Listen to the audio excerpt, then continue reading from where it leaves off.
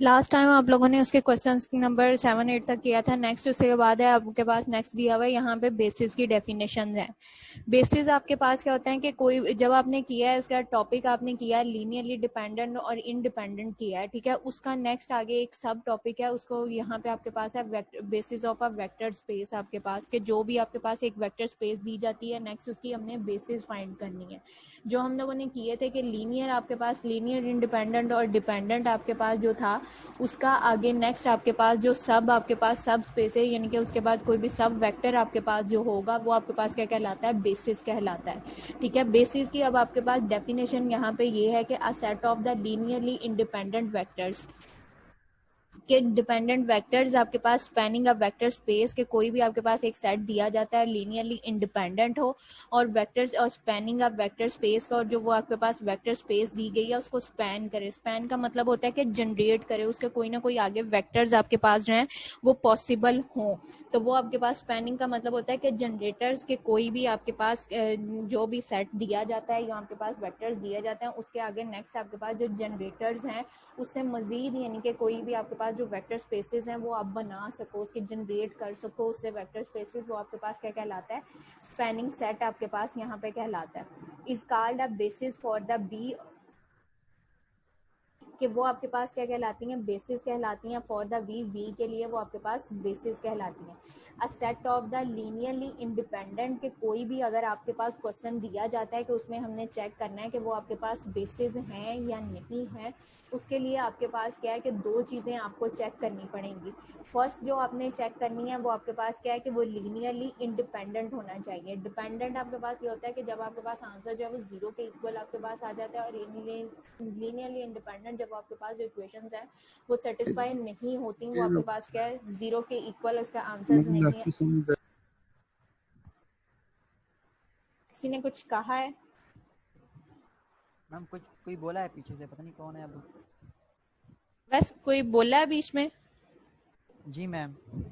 किसी को कोई कंफ्यूजन है या वैसे ही किसी का माइक ओपन है? मैम अब ऑफ हो चुका माइक। ठीक है। बेसिस आपके पास क्या है कि कोई भी जो आपके पास लीनियरली इंडिपेंडेंट और डिपेंडेंट वेक्टर्स दिए जाते हैं, नेक्स्ट उसका आपके पास जो सब स्पेस यानी कि उसका कोई सब वेक्टर जो आपके पास होता है वो आपके पास क्या कहलाता है, बेसिस कहलाता है। बेसिस जो है उसकी आपके पास डेफिनेशन ये है कि a set of linearly independent vector के एक सेट आपके पास दिया जाता है, उसमें जो वेक्टर आपके पास दिए जाते हैं वो आपके पास क्या है, लीनियरली इंडिपेंडेंट होने चाहिए। से ये आपके पास लीनियरली इंडिपेंडेंट होना उसकी फर्स्ट कंडीशन है, and the spanning of the vector space, और जो हम वेक्टर स्पेस ले रहे हैं वो उसको क्या करे, उसको स्पैन करे, उस वेक्टर स्पेस को वो स्पैन करे, is called a basis for the V. तो वो आपके पास क्या कहलाएंगी, वो बेसिस कहलाएंगी फॉर द वी, यानी कि वेक्टर स्पेस की वो आपके पास बेसिस कहलाएंगी। Unless V is equal to zero is the basis of the vectors are non zero, सिर्फ आपके पास जो है कि जीरो जो आपके पास वेक्टर्स आपके पास कोई भी आता है वेक्टर स्पेस के अलावा जो बाकी हैं वो आपके पास क्या होंगी, उसकी वेक्टर स्पेसिस होंगी। इसकी एग्जांपल जो है उससे आपके पास ये क्लियरली होगा कि बेस आपके पास क्या होता है। यहाँ पे उसने क्या, since we have ignored the zero for the vectors from the spanning set जो भी हम कोई लेंगे उसके अंदर जो हमारे पास जीरो होते हैं उसको हम क्या कर देते हैं, इग्नोर कर देते हैं। यहाँ पे हमने क्या लिया है, दो वेक्टर्स लिए हैं। एक हमने एग्जांपल पे आपके पास करवा रही हूँ कि यहाँ पे आपके पास क्या है, हमने दो वेक्टर्स लिए हैं। एक वेक्टर्स आपके पास क्या है कि आपके पास 1 और 0 है, दूसरा वेक्टर क्या है 0 और 1 है, और ये हमने क्या है कि किसको कर रही हैं, R2 को बिलोंग कर रही हैं। मतलब कि उन वेक्टर्स की जो डायमेंशन यानी कि उसका जो डायमेंशन आपके पास क्या होती है कि वेक्टर्स का जो ऑर्डर आपके पास दिया जाता है, किसी भी वेक्टर का जो ऑर्डर आपके पास होता है कि उसकी लेंथ आपके पास कितनी है, कि वो 1 ऑर्डर का है, 2 ऑर्डर का है, 3 ऑर्डर का है, 4 ऑर्डर का है, वो आपके पास क्या कहलाता है, उसका ये वो आपके पास उसकी डायमेंशन कहलाती है। अब यहाँ पे जो आपके पास नंबर ऑफ एलिमेंट्स हैं या उसका ऑर्डर है वो आपके पास क्या है, वेक्टर्स का वो 2 है। तो यानी कि ये आपके पास क्या आते हैं कि उसने ये कहा है कि हमने कोई से भी दो वेक्टर्स लिए हैं, एक आपके पास क्या 1 और 0, दूसरा आपके पास क्या 0 और 1, और ये हमने कहा है कि ये आपके पास किस में से हैं, R2 में से हैं, यानी कि इसकी जो डायमेंशन है वेक्टर्स की वो आपके पास क्या है 2 दी गई है। अब हमने क्या किया है, ये जो आपके पास आर सेट है इसमें से हमने एक सेट ले लिया, हमने एक सेट लिया, उसको हमने नाम दे दिया एक्स और वाई का दिया।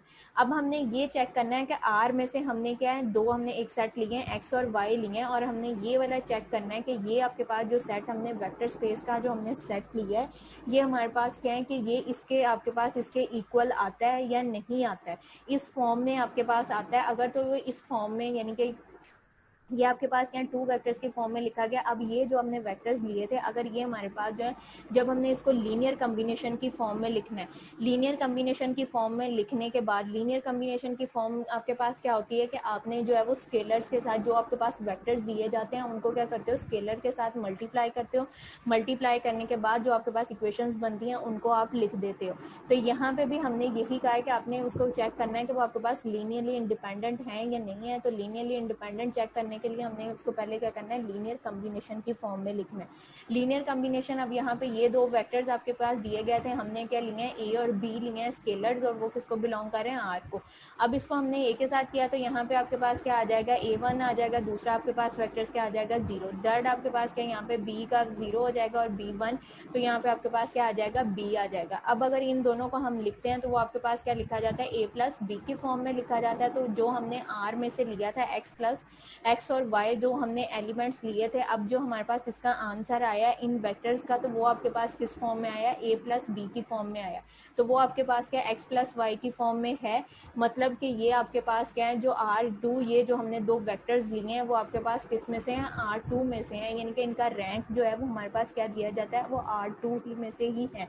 तो मतलब ये इसके आपके पास जो 0 1 0 और 0 1 जो हमने दो वेक्टर्स लिए हैं, ये आपके पास क्या है, R2 के आपके पास क्या है, जनरेटर्स हैं, मतलब उसके स्पैनिंग सेट्स आपके पास हैं। और ये अगर आपके पास स्पैनिंग सेट हैं तो इट्स मीन के ये आपके पास क्या है, वो आपके पास बेसिस हैं। अगर कोई भी वेक्टर आपके पास लीनियरली इंडिपेंडेंट होगा और दूसरी उसकी कंडीशन के वो आपके पास जनरेट हो रहा है, यानी स्पैनिंग सेट आपके पास होगा, देन वो आपके पास क्या कहलाएगा, बेसिस कहलाएगा।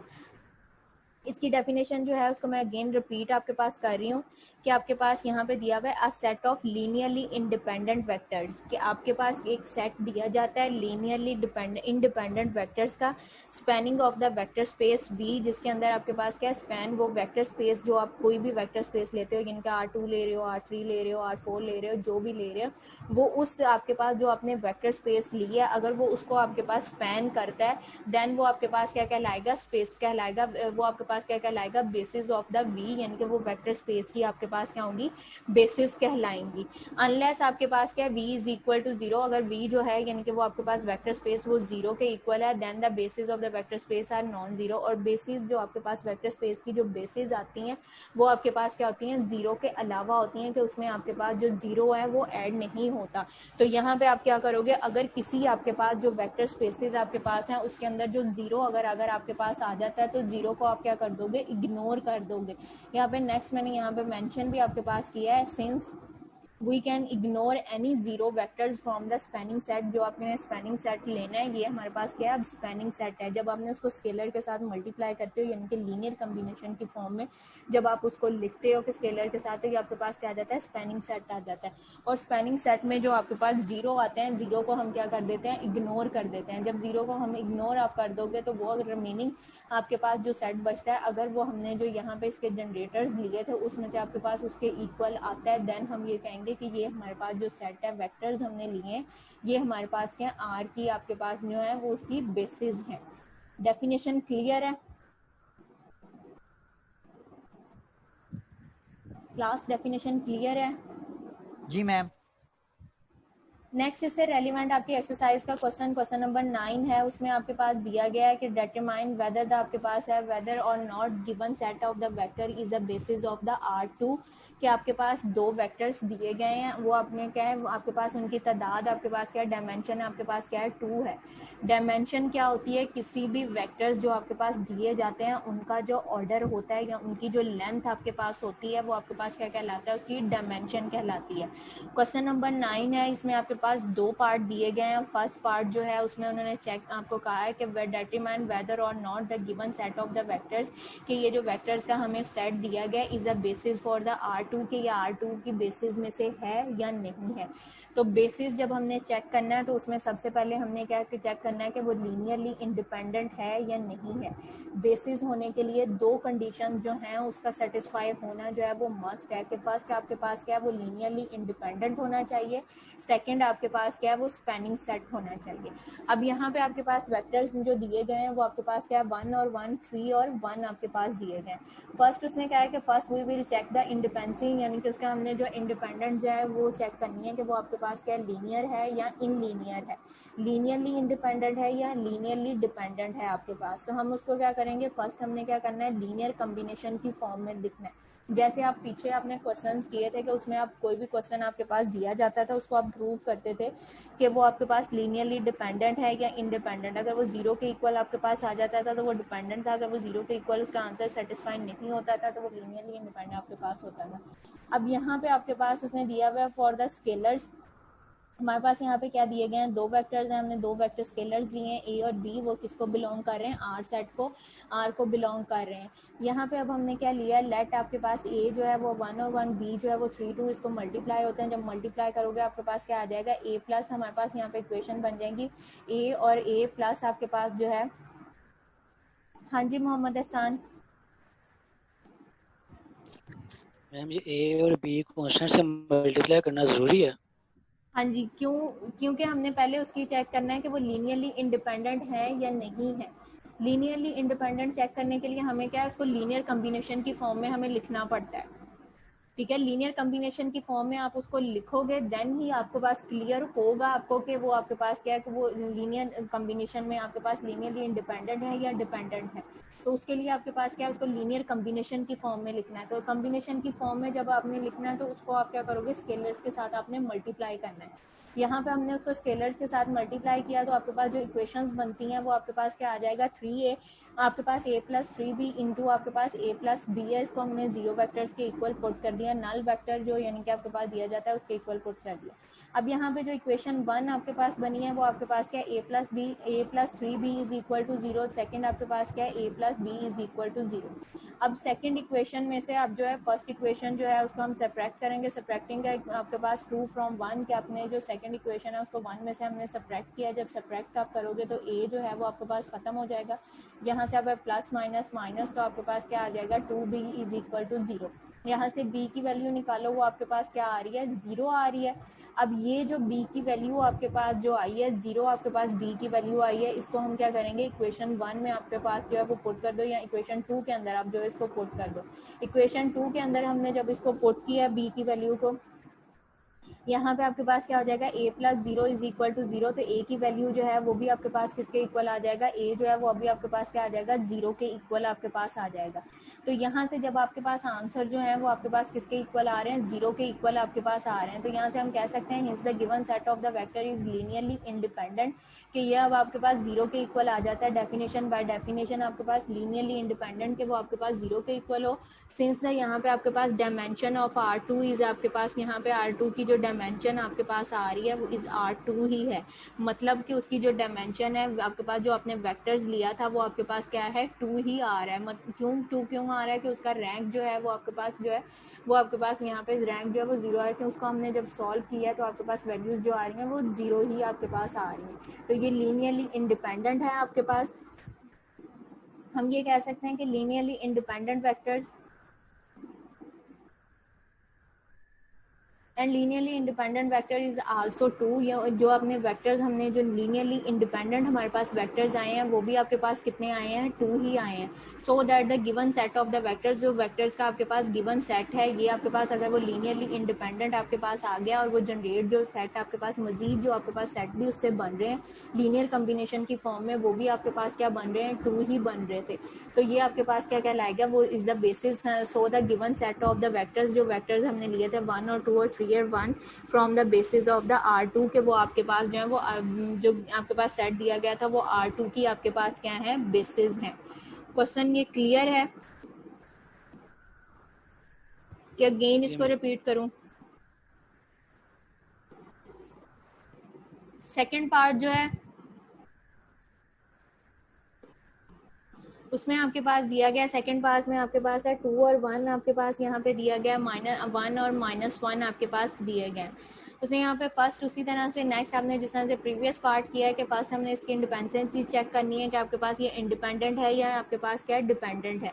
फॉर आपके पास यहाँ पे क्या दिया हुआ है, इसके वेक्टर्स की जो डायमेंशन है वो आपके पास क्या दी गई है, 2 दी गई है। तो मतलब इसको हमने जो स्केलर्स लेने हैं वो हमने कितना लेना है, 2 अपने लेना है। 2 स्केलर्स के साथ उसको मल्टीप्लाई करोगे, आपके पास क्या ए को 2 से किया तो 2a आ जाएगा, प्लस ए को आपने 1 से किया तो a आपके पास आ जाएगा, b को 1 से किया तो b आपके पास, b को -1 से किया तो -b आपके पास हो जाएगा। इक्वेशंस जब बनाओगे तो वो आपके पास क्या आ जाएगा, 2a प्लस आपके पास b आ जाएगा। सेकंड इक्वेशन आपके पास क्या बनेगी, a माइनस b आपके पास आ जाएगा। इक्वेशंस जो आपके पास आएंगी वो आपके पास क्या आ जाएगी, 2a plus b is equal to 0, a minus b is equal to 0। अब यहाँ पे देखो आपके पास पहले से इक्वेशन जो हैं उनके साइन जो है वो अपोजिट आपके पास दिए गए हैं।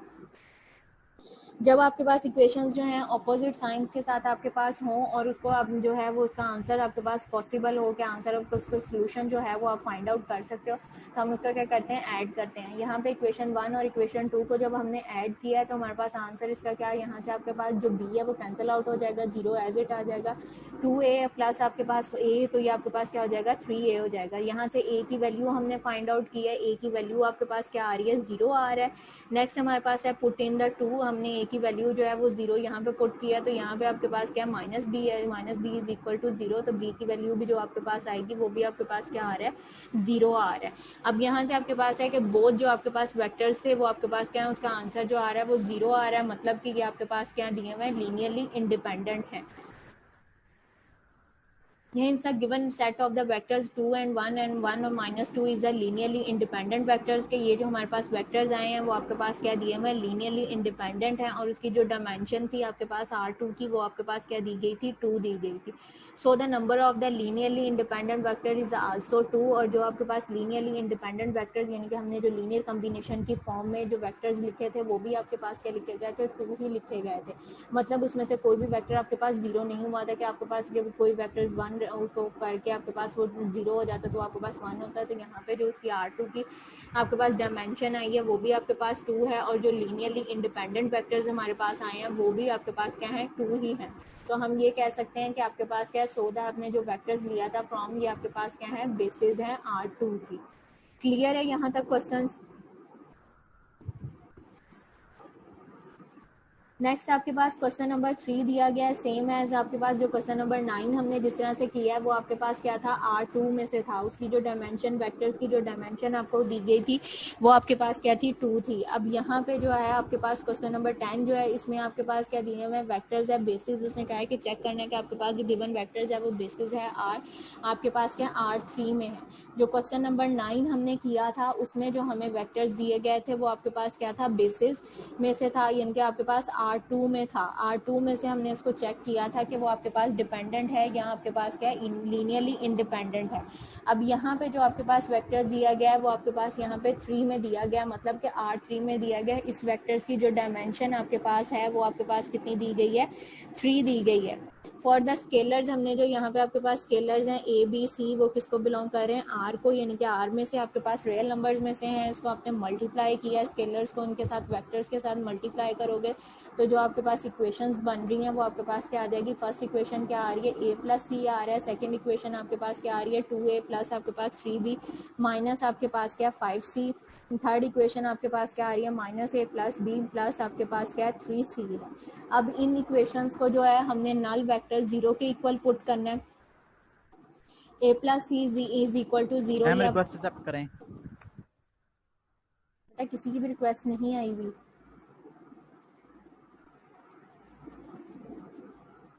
मैम अभी मैसेज आया कि रिक्वेस्ट एक्सेप्ट करें। नहीं है रिक्वेस्ट, एक सेकंड मैं दोबारा से चेक कर लेती हूँ।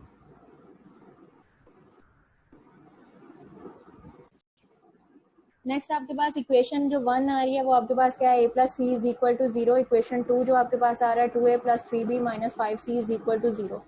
माइनस ए प्लस आपके पास B plus 3c is equal to आपके पास क्या है 0। ये आपके पास इक्वेशन 3 इक्वेशंस बन गई हैं।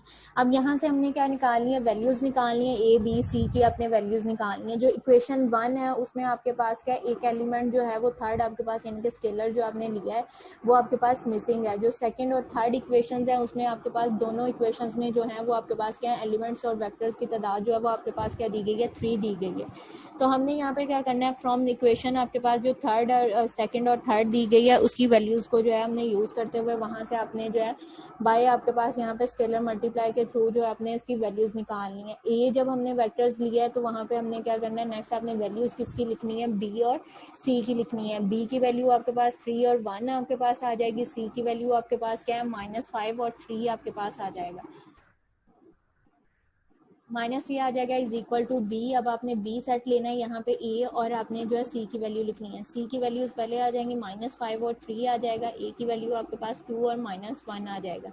नेक्स्ट आप सी ले रहे हो तो यहाँ पे आपके पास ए की वैल्यू आएगी 2 और -1 आ जाएगा, 3 और 1 आपके पास आ जाएगा। इनको मल्टीप्लाई किया, 3 को 3 से किया आपके पास 9 आ जाएगा। दरमियान में साइन क्या था, माइनस का है। 5 को 1 से किया, -5 था तो -5 आपके पास आ जाएगा, माइनस माइनस प्लस हो जाएगा। 9 + 5 आपके पास ए की जो वैल्यू है वो आपके पास क्या आ जाएगी, 14 आ जाएगी।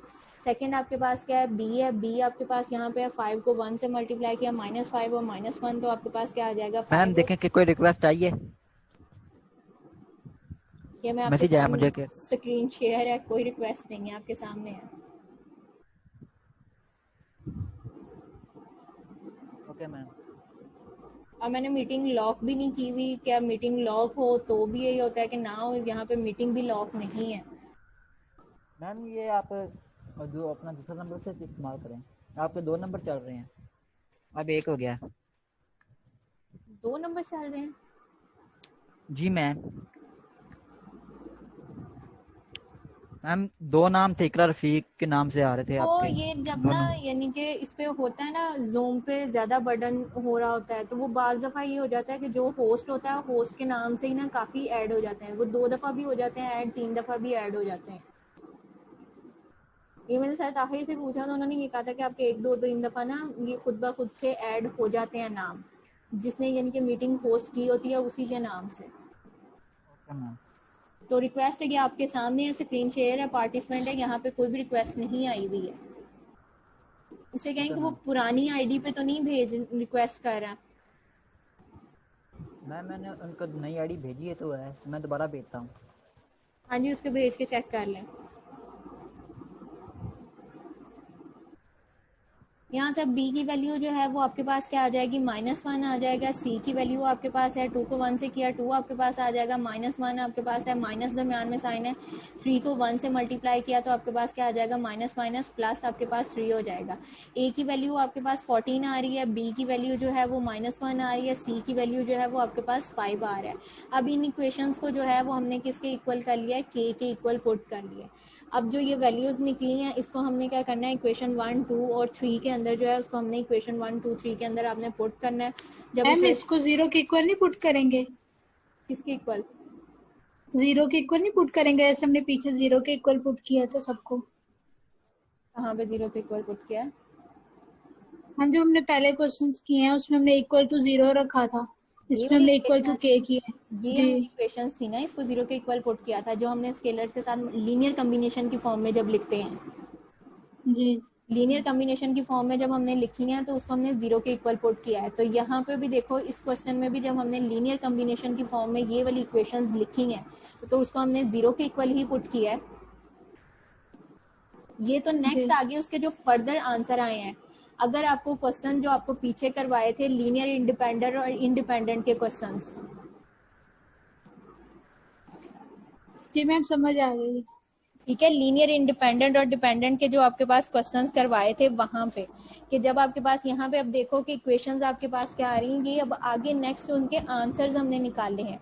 ठीक है, इनके आंसर्स अब ए के आपके पास है, बी है और सी के जो आंसर्स आए हैं इसको हमने किसके इक्वल किया है, के को इक्वल पुट किया है। अब यहाँ पे अगर के आपके पास जो है वो 0 अगर आ रहा है तो ये, और आपके पास जो ए बी सी है इसकी वैल्यूज जो होंगी वो 0 होंगी। अगर के जो है वो 0 नहीं आएगा देन आपके पास ये क्या इक्वेशन जो होगी वो सेटिस्फाई नहीं होगी। अब यहाँ पे आपके पास देखो कि हमने जो वैल्यूज निकाली हैं ए और बी सी की निकाली हैं, उसमें हमारे पास जो हमने इक्वेशंस थी वो हमारे पास सेकंड इक्वेशन और थर्ड इक्वेशन जो थी वो हमारे पास यूज हो गई थी, लेकिन जो हमारे पास इक्वेशन 1 थी वो आपके पास जो है वो नहीं यूज हुई है। इक्वेशन 1 आपके पास जो है वो नहीं यूज हुई है। इक्वेशन 3 और 4 जो थी वो आपके पास क्या है वो यूज हो गई थी। अब यहाँ से जो हमारे पास ए और बी की वैल्यूज या सी की वैल्यूज आई हैं वो हमने क्या करनी है, इक्वेशन 1 के अंदर पुट करनी है। इक्वेशन 1 के अंदर पुट करने से अगर वो आपके पास जो है आंसर अगर 0 आ जाता है तब वो आपके पास क्या हो जाता है, डिपेंडेंट हो जाता है। अगर 0 के इक्वल नहीं आता तब वो आपके पास क्या कहलाएगा, लीनियरली इंडिपेंडेंट कहलाएगा।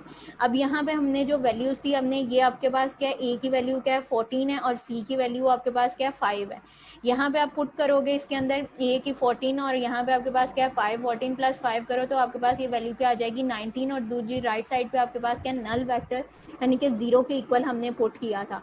तो आपके पास जो ये इक्वेशन 1 है इसकी वैल्यू आपके पास क्या आ रही है 19 आ रही है, 0 नहीं आ रही। अगर यहाँ पे ए और सी की वैल्यू जो है वो पुट करने से अगर वो 0 आ जाती देन ये आपके पास क्या था, इक्वेशन जो थी वो सेटिस्फाई थी। वहां पे आपके पास जो ये के वेक्टर था के भी आपके पास क्या आ जाना था, 0 आ जाना था। अगर के की वैल्यू जो है यहाँ यानी कि इस इक्वेशन में पुट करने के बाद जो वैल्यू आती है वो आपके पास यानी कि 0 आता है, तो वो आपके पास के इज इक्वल टू 0 होता है। अगर वो 0 आ जाता देन आपके पास क्या होना था, डिपेंडेंट होना था। लेकिन यहाँ पे क्या है कि इसमें जब हम वैल्यूज पुट करते हैं तो वो 0 के इक्वल नहीं 19 आंसर आता है। तो मतलब कि इक्वेशन 1 जो है वो वैल्यूज पुट करने से इक्वेशन 1 जो है वो सेटिस्फाई नहीं होती। जब इक्वेशन 1 जो है वो आपके पास सेटिस्फाई नहीं हो रही तब आपके पास ये क्या कहला रहा है, लीनियरली इंडिपेंडेंट है। मतलब कि ये जो बेसिस हम है उसकी कंडीशंस को सेटिस्फाई कर रहा है। तो यहाँ पे हमारे पास क्या आ जाएगा, putting the value of the equation 1 we see that equation 1 is not satisfy, कि इक्वेशन 1 जो है वो हमारे पास जो है वो सेटिस्फाई नहीं होती। ये इक्वेशन जो है वो सिर्फ सेटिस्फाई कब होगी, जब हमारे पास जो यहाँ पे मैंने लिखा भी है कि k इज इक्वल टू 0, कि k की वैल्यू जो है वो अगर आपके पास 0 आ जाती तब वो इक्वेशन सेटिस्फाई होती। तो यहाँ से हम कह सकते थे कि फिर a is equal to 0, b is equal to 0 और c जो है वो आपके पास 0 होता। Hence the given set of the independent vectors आपके पास क्या है, ये आपके पास जो सेट आया है वो आपके पास क्या है, लीनियरली इंडिपेंडेंट आया है। जब आपके पास सेट जो है वो लीनियरली इंडिपेंडेंट है तो मतलब ये आपके पास क्या है, वो स्पैनिंग सेट भी है। जब आपके पास एक चीज की कंडीशन सेटिस्फाई होगी दूसरी जो है वो ऑटोमेटिकली आपके पास प्रूव हो जाती है। जब आपके पास ये चीज है तो मतलब फिर ये आपके पास क्या है, R3 की बेसिस भी आप। नेक्स्ट आपके पास इक्वेशन जो 1 आ रही है वो आपके पास क्या है, A plus C is equal to 0। Equation 2 जो आपके पास आ रहा है 2a plus 3b minus 5c is equal to 0। Minus A plus आपके पास B plus 3c is equal to आपके पास क्या है 0। ये आपके पास इक्वेशन 3 इक्वेशंस बन गई हैं। अब यहाँ से हमने क्या निकालनी है, वैल्यूज निकालनी है, ए बी सी की अपने वैल्यूज निकालनी है। जो इक्वेशन 1 है उसमें आपके पास क्या एक एलिमेंट जो है वो थर्ड आपके पास यानी कि स्केलर जो आपने लिया है वो आपके पास मिसिंग है। जो सेकंड और थर्ड इक्वेशंस है उसमें आपके पास दोनों इक्वेशंस में जो है वो आपके पास क्या है, एलिमेंट्स और वेक्टर्स की तादाद जो है वो आपके पास क्या दी गई है, 3 दी गई है। तो हमने यहाँ पे क्या करना है, फ्रॉम इक्वेशन आपके पास जो थर्ड और सेकंड और थर्ड दी गई है उसकी वैल्यूज को जो है हमने यूज करते हुए वहां से आपने जो है बाय आपके पास यहाँ पे स्केलर मल्टीप्लाई के थ्रू जो है आपने इसकी वैल्यूज निकालनी है। ए जब हमने वेक्टर्स लिया है तो वहां पे हमने क्या करना है, नेक्स्ट आपने वैल्यूज किसकी लिखनी है, बी और सी की लिखनी है। बी की वैल्यू आपके पास 3 और 1 आपके पास आ जाएगी। सी की वैल्यू आपके पास क्या है, -5 और 3 आपके पास आ जाएगा। -3 आ जाएगा इज इक्वल टू बी। अब आपने बी सेट लेना है, यहाँ पे ए और आपने जो है सी की वैल्यू लिखनी है। सी की वैल्यूज पहले आ जाएंगी, -5 और 3 आ जाएगा। ए की वैल्यू आपके पास 2 और -1 आ जाएगा। नेक्स्ट आप सी ले रहे हो तो यहाँ पे आपके पास ए की वैल्यू आएगी 2 और -1 आ जाएगा, 3 और 1 आपके पास आ जाएगा। इनको मल्टीप्लाई किया, 3 को 3 से किया आपके पास 9 आ जाएगा। दरमियान में साइन क्या था, माइनस का है। 5 को 1 से किया -5 था तो -5 आपके पास आ जाएगा। माइनस माइनस प्लस हो जाएगा। 9 + 5 आपके पास ए की जो वैल्यू है वो आपके पास क्या आ जाएगी, 14 आ जाएगी। सेकंड आपके पास क्या है, बी है। बी आपके पास यहाँ पे 5 को 1 से मल्टीप्लाई किया, -5 और -1 तो आपके पास क्या आ जाएगा, मैम 5 और देखें कि कोई रिक्वेस्ट चाहिए, ये मैं आपके मैसेज आया सामने मुझे कि स्क्रीन शेयर है, कोई रिक्वेस्ट नहीं है, आपके सामने है। Okay ma'am. और मैंने मीटिंग लॉक भी नहीं की हुई। क्या मीटिंग लॉक हो तो भी यही होता है कि ना हो, यहाँ पे मीटिंग भी लॉक नहीं है। मैम ये आप जो अपना दूसरा नंबर से इस्तेमाल करें, आपके 2 नंबर चल रहे हैं, अब 1 हो गया। 2 नंबर चल रहे हैं। जी मैम। मैम दो नाम थे, इकरा रफीक के नाम से आ रहे थे तो आपके ये जब ना दोनों। यानी कि इस पे होता है ना, जूम पे ज्यादा बर्डन हो रहा होता है, तो वो बाज दफा ये हो जाता है कि जो होस्ट होता है होस्ट के नाम से ही ना काफी ऐड हो जाते हैं, वो 2 दफा भी हो जाते हैं ऐड, 3 दफा भी ऐड हो जाते हैं। ये मैंने शायद ताहिर से पूछा तो उन्होंने ये कहा था कि आपके 1 2 3 दफा ना ये खुद ब खुद से ऐड हो जाते हैं नाम, जिसने यानी कि मीटिंग होस्ट की होती है उसी के नाम से। Okay ma'am. तो रिक्वेस्ट है कि आपके सामने है, स्क्रीन शेयर है, पार्टिसिपेंट है, यहाँ पे कोई भी रिक्वेस्ट नहीं आई हुई है। उसे कहें कि वो पुरानी आईडी पे तो नहीं भेज रिक्वेस्ट कर रहा। मैम मैंने उनको नई आईडी भेजी है तो है, मैं दोबारा भेजता हूँ। हाँ जी, उसके भेज के चेक कर लें। यहाँ से b की वैल्यू जो है वो आपके पास क्या आ जाएगी, -1 आ जाएगा। c की वैल्यू आपके पास है 2 को 1 से किया 2 आपके पास आ जाएगा, -1 आपके पास है, माइनस दरम्यान में साइन है, 3 को 1 से मल्टीप्लाई किया तो आपके पास क्या आ जाएगा, माइनस माइनस प्लस आपके पास 3 हो जाएगा। a की वैल्यू आपके पास 14 आ रही है, b की वैल्यू जो है वो -1 आ रही है, c की वैल्यू जो है वो आपके पास 5 आ रहा है। अब इन इक्वेशंस को जो है वो हमने किसके इक्वल कर लिया है, k के इक्वल पुट कर लिया है। अब जो ये वैल्यूज निकली हैं इसको हमने क्या करना है, इक्वेशन 1 2 और 3 के अंदर जो है उसको हमने इक्वेशन 1 2 3 के अंदर आपने पुट करना है। जब मैम इसको 0 के इक्वल नहीं पुट करेंगे? किसके इक्वल? 0 के इक्वल नहीं पुट करेंगे, ऐसे हमने पीछे 0 के इक्वल पुट किया था सबको। कहाँ पे 0 के इक्वल पुट किया है? हम जो हमने पहले क्वेश्चंस किए हैं उसमें हमने इक्वल टू 0 रखा था, ये इसमें हमने इक्वल टू k किया है। ये जी हमारी इक्वेशंस थी ना, इसको 0 के इक्वल पुट किया था, जो हमने स्केलर्स के साथ लीनियर कम्बिनेशन की फॉर्म में जब लिखते हैं, जी लीनियर कम्बिनेशन की फॉर्म में जब हमने लिखी है तो उसको हमने 0 के इक्वल पुट किया है। तो यहाँ पे भी देखो इस क्वेश्चन में भी जब हमने लीनियर कम्बिनेशन की फॉर्म में ये वाली इक्वेशंस लिखी हैं तो उसको हमने 0 के इक्वल ही पुट किया है। ये तो नेक्स्ट आगे उसके जो फर्दर आंसर आए हैं, अगर आपको क्वेश्चन जो आपको पीछे करवाए थे लीनियर इंडिपेंडेंट और इंडिपेंडेंट के क्वेश्चंस, जी मैम समझ आ गई। ठीक है, लीनियर इंडिपेंडेंट और डिपेंडेंट के जो आपके पास क्वेश्चंस करवाए थे वहां पे, कि जब आपके पास यहाँ पे अब देखो कि इक्वेशंस आपके पास क्या आ रही हैं, ये अब आगे नेक्स्ट उनके आंसर्स हमने निकाले हैं। ठीक है, इनके आंसर्स अब ए के आपके पास है, बी है और सी के जो आंसर्स आए हैं इसको हमने किसके इक्वल किया है, के को इक्वल पुट किया है। अब यहाँ पे अगर के आपके पास जो है वो 0 अगर आ रहा है तो ये, और आपके पास जो ए बी सी है इसकी वैल्यूज जो होंगी वो 0 होंगी। अगर के जो है वो 0 नहीं आएगा देन आपके पास ये क्या इक्वेशन जो होगी वो सेटिस्फाई नहीं होगी। अब यहाँ पे आपके पास देखो कि हमने जो वैल्यूज निकाली हैं ए और बी सी की निकाली हैं, उसमें हमारे पास जो हमने इक्वेशंस थी वो हमारे पास सेकंड इक्वेशन और थर्ड इक्वेशन जो थी वो हमारे पास यूज हो गई थी, लेकिन जो हमारे पास इक्वेशन 1 थी वो आपके पास जो है वो नहीं यूज हुई है। इक्वेशन 1 आपके पास जो है वो नहीं यूज हुई है, इक्वेशन 3 और 4 जो थी वो आपके पास क्या है वो यूज हो गई थी। अब यहाँ से जो हमारे पास ए और बी की वैल्यूज या सी की वैल्यूज आई हैं वो हमने क्या करनी है, इक्वेशन 1 के अंदर पुट करनी है। इक्वेशन 1 के अंदर पुट करने से अगर वो आपके पास जो है आंसर अगर 0 आ जाता है तब वो आपके पास क्या हो जाता है, डिपेंडेंट हो जाता है। अगर 0 के इक्वल नहीं आता तब वो आपके पास क्या कहलाएगा, लीनियरली इंडिपेंडेंट कहलाएगा। अब यहाँ पे हमने जो वैल्यूज थी, हमने ये आपके पास क्या है, ए की वैल्यू क्या है 14 है और सी की वैल्यू आपके पास क्या है 5 है। यहाँ पे आप पुट करोगे इसके अंदर ए की 14 और यहाँ पे आपके पास क्या है 5, 14 प्लस 5 करो तो आपके पास ये वैल्यू क्या आ जाएगी 19, और दूसरी राइट साइड पे आपके पास क्या नल वेक्टर यानी कि 0 के इक्वल हमने पुट किया था। तो आपके पास जो ये इक्वेशन 1 है इसकी वैल्यू आपके पास क्या आ रही है, 19 आ रही है, 0 नहीं आ रही। अगर यहाँ पे ए और सी की वैल्यू जो है वो पुट करने से अगर वो 0 आ जाती देन ये आपके पास क्या था, इक्वेशन जो थी वो सेटिस्फाई थी। वहां पे आपके पास जो ये के वेक्टर था, के भी आपके पास क्या आ जाना था, 0 आ जाना था। अगर के की वैल्यू जो है यहाँ दी यानी कि इस इक्वेशन में पुट करने के बाद जो वैल्यू आती है वो आपके पास यानी कि 0 आता है, तो वो आपके पास के इज इक्वल टू 0 होता है। अगर वो 0 आ जाता देन आपके पास क्या होना था, डिपेंडेंट होना था। लेकिन यहाँ पे क्या है कि इसमें जब हम वैल्यूज पुट करते हैं तो वो 0 के इक्वल नहीं 19 आंसर आता है। तो मतलब कि इक्वेशन 1 जो है वो वैल्यूज पुट करने से इक्वेशन 1 जो है वो सेटिस्फाई नहीं होती। जब इक्वेशन 1 जो है वो आपके पास सेटिस्फाई नहीं हो रही तब आपके पास ये क्या कहला रहा है, लीनियरली इंडिपेंडेंट है। मतलब कि ये जो बेसिस हम है उसकी कंडीशंस को सेटिस्फाई कर रहा है। तो यहाँ पे हमारे पास क्या आ जाएगा, putting the value of the equation 1 we see that equation 1 is not satisfy, कि इक्वेशन 1 जो है वो हमारे पास जो है वो सेटिस्फाई नहीं होती। ये इक्वेशन जो है वो सिर्फ सेटिस्फाई कब होगी, जब हमारे पास जो यहाँ पे मैंने लिखा भी है कि k इज इक्वल टू 0, कि k की वैल्यू जो है वो अगर आपके पास 0 आ जाती तब वो इक्वेशन सेटिस्फाई होती। तो यहाँ से हम कह सकते थे कि फिर a is equal to 0, b is equal to 0 और c जो है वो आपके पास 0 होता। Hence the given set of the independent vectors आपके पास क्या है, ये आपके पास जो सेट आया है वो आपके पास क्या है, लीनियरली इंडिपेंडेंट आया है।